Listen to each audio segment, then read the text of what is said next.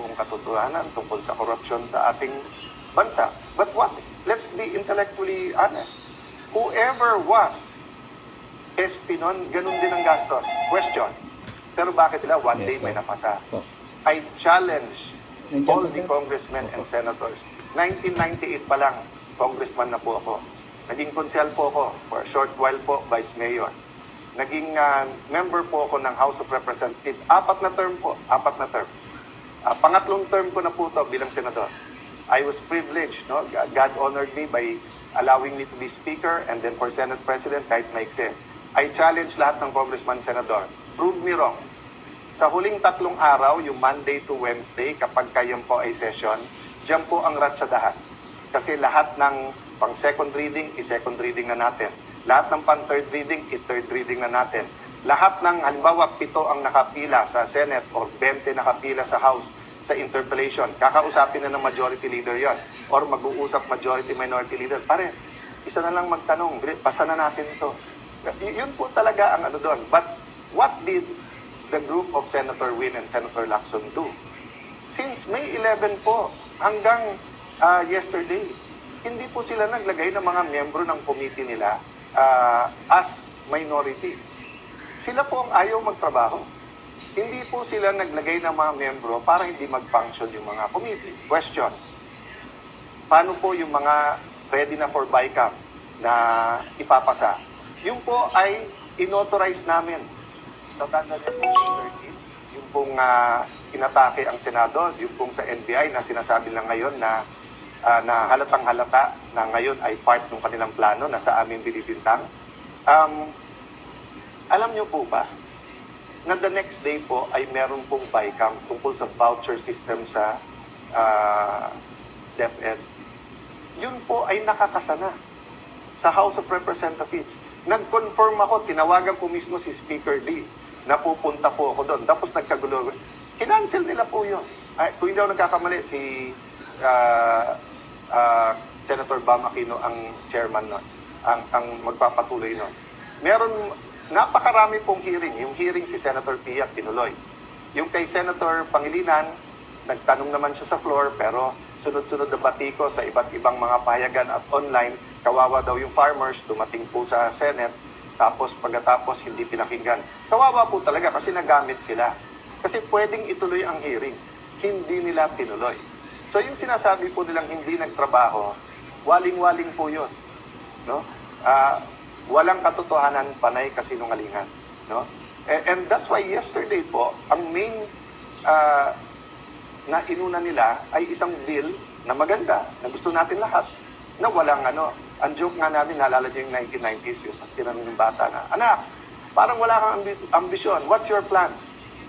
At sasabihin ng anak, ang plans ko, mami, may sagpagita, may gumamela, may orchids, kasi plants pala yun, hindi plans. So nung tinanong yung majority, what's your plans for the special session? Waling-waling pala, di ba? So, huwag na tayong maglukuhan. Yung kahapon, kasi may 13 na kayo, at gusto nyong palitan ang Senate President kasi gusto nyo, tuloy-tuloy na yung impeachment at ang gusto nyo, grupo nyo ang magdikta ng tempo through a presiding officer.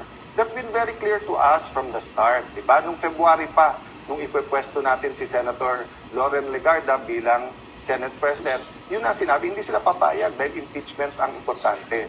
Pero number 2 lang pala yung impeachment. Ang number 1, yung cover-up dito po sa flood control at napakarami pang iba. Kaya, ang message ko kay Senator Lacson, simple lang. Gusto mo, tumahimik muna ako, meditate, pray, ikaw din. Pero, Senator Lacson, napakahaba ng iyong career. Nakilala ka bilang nag-expose, nakilala ka na sinusundan mo yung ebidensya. Of course, there have been many issues also regarding you, your family, pero yung businesses nyo. Pero, sinantabi ng Pilipino yon kasi magaling ka mag-imbestiga eh. Pero ngayon, bakit? Panay comment mo na lang sa mga witnesses, pero ayaw mong humarap sila sa committee. So, ako hindi ko sinasabi na lahat ng witnesses na to, former Marines, mga bodyguards, mga former military, active military yung iba ha, na naging security. Hindi lang ni former congressman and head of the Appropriations Committee ng House na si Saldico. Marami pa po dyan. Kasi alam naman po natin na parating may security naman po ang ating mga congressman, senador, at mga sekretary. Diba? Alam naman po natin yon. Alam natin hindi sila pipit bingi. So, anong mawawala na may hearing na fair at pakinggan? Pero in the meantime, inuubos kami. Diba? Kaya ang susunod daw, si Senator Marcoleta. Diba? So, and then si Senator Bongo. So, I wanna honor Senator Bongo, Senator Bato, Senator Marcoleta, Senator Jinggoy. Bakit? Before May 11 po, nung nag-usap-usap kami, in fact, nagkita kami May 10 eh. At bago ko mapagharap-harap po ang 12, wala po si Senator Bato noon, nagsabi na po kaming lahat na dadaan tayo sa pagsubok na to at may magsabi na lang pag hindi na kaya. Pero napakarami nagsabi doon, kulong na kung kulong, harapin na natin kung ano to, etc. O walang hiwalayan tayo, grupo tayo. So I'd like to honor those who are in the front line. No, I'd like to honor those who held out, di ba? But ang problema kasi, nagbago yung laban eh. From just having a platform sa Senate para para fair yung ating impeachment, para makapag-focus tayo sa economic crisis, at para lumabas ang katotohanan. Nakita na namin kung gaano kalaki ang skandalo at yung corruption na to eh. Ongoing to ha. Yung sasabihin nila na wala nang nakawan ngayon, tell them to the Marines. Nagbabago lang. So, I don't want to take up much of your time today. And I don't want to answer each of the issues in a way that will effectively conflict or confuse us, di ba? So, kung sinagot ng Panginoon Jesucristo yung mga apostles isa-isa, o ikaw, anong pagkain ang inisip mo? O ikaw, saan matutulog?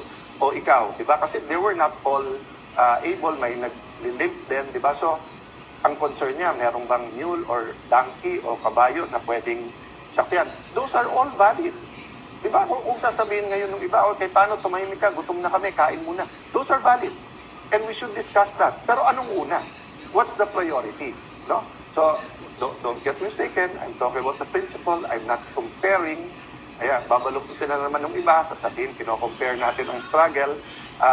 God is God. And we have to pray that we're on God's side. But there are principles He teaches us. So, di ba ano sabi ko sa inyo kanina? Nation building. At saan natin uumpisahan yung nation building? Sa pundasyon. Rule of law. Di ba? Regime of justice and truth. Kung walang justice and truth, yung binibuild po natin para natin nilagyan ng anay, para natin nilagyan ng payat na bakal, para nilagyan natin ng bakal yan na may kalawang na. Gigiba at gigiba din po yan. So, ang tinitingnan pa lang po natin, 24-25 budget. Yung 26 budget, may nagsasabi ba na napaka-inosente yan? Wala rin mga sinaksak dyan. O, going back, 2023 budget, ang sabi po ng mga ex-Marines, 2022 pa lang, may deliveran na eh. Tapos, hindi lang DPWH yan. Meron din yan po sa farm-to-market roads. Meron din daw sa school village. Meron silang binabanggit na noong 22, 23, BIR. So napakarami po. Alam naman na po natin na may corruption. Again don't get me wrong.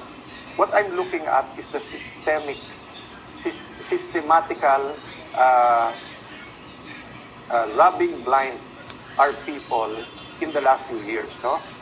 There are two systemic na pagnanakaw. Diba yung sistema natin sa Pilipinas na may papel ka, kailangan may lagay. Diba? So, tatlo natin kailangan tignan. Yung una, yung day-to-day corruption, na parang walang mastermind yun. Yung wala kang plaka, hinuli ka, penging 1,000. Yung nahuli ka, walang driver license, penging 1,000. Magpa-file ka ng business permit, 20 nilang dapat mo bayad, penging 5,000. Diba? So yun, we will deal with that, and we're dealing with that, and citizens are dealing with that, churches are dealing with that, business groups are dealing with that. Pangalawa, yung systemic, yung nasa Pilipinas, yan ang kalakaran. So we have to deal with that through values, through systems. But I'm talking about the systematic and continuing robbing us blind now and using the last bastion, which is the Senate, not only to be the rubber stamp, but to be their mouthpiece para maraming issue para hindi tayo tumutok dito. So that's the sad thing, that there is an economic crisis. Naghihirap ang ating mga kababayan. So kailangan natin isabay yun, pero hindi natin pwedeng ilihis ang usapan. So in behalf of the senators I represent, in behalf of the people praying for us, in behalf of students, farmers, healthcare workers, OFWs, seafarers, na sinasabing, boss, may pag-asa pa ba ang Pilipinas? Boss, boss, hindi kami nawawalan ng pag-asa. Huwag niyo kaming bossin, kayo boss namin. Ilang politiko na ang dumaan na kayo boss. You do not cover up from your boss. You tell the boss the truth. If you tell your boss lies, he will fire you and even put you in jail. Diba? Pero ngayon po hindi. So may dalawang boss. Boss ng cover up at saka yung boss ng gustong mag-uncover. Please meditate on that. Handa po tayo. So dati ang capacity po natin bilang Senate President at mga kasama ko bilang mga chairman ng mga committees, gagamitin natin as a platform yon for the truth. Hindi para usigin or i-persecute ang kahit sino. Iba ang prosecute, iba yung persecute. Hindi po. We were going to use that platform.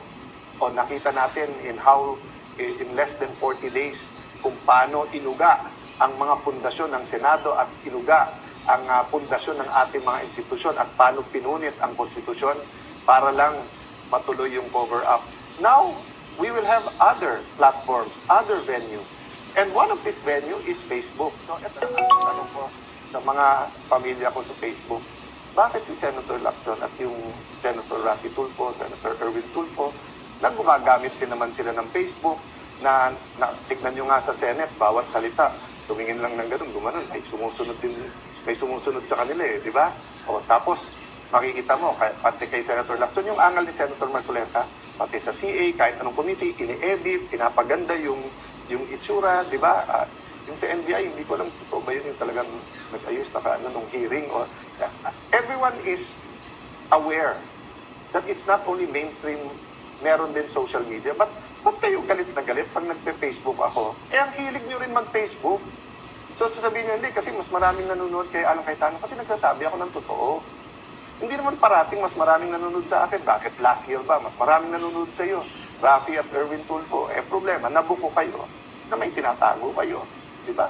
So, hindi lang sa sarili, para pati din sa Malacanang. So, walang perfecto sa atin. But it's time for real change. So, yun ang hinihingi ko mga kababayan. Huwag po tayong susuko. Huwag po tayong manghihina.